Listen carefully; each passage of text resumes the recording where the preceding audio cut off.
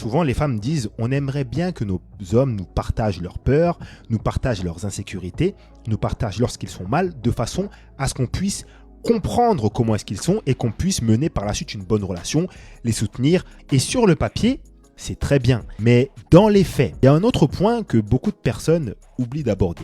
C'est que lorsqu'un homme partage trop souvent ses peurs, partage trop souvent ses insécurités, il peut être facilement catégorisé comme un homme qui n'a pas confiance en lui, comme un homme qui est insécure, comme un homme qui est trouillard. Et la vérité, c'est que beaucoup de femmes sont attirées chez les hommes par un sentiment de sécurité. C'est ce qu'elles recherchent chez les hommes. Et quand je parle de sécurité, je ne suis pas en train de parler forcément de sécurité financière. On parle d'une personne qui incarne la confiance, qui incarne l'assurance.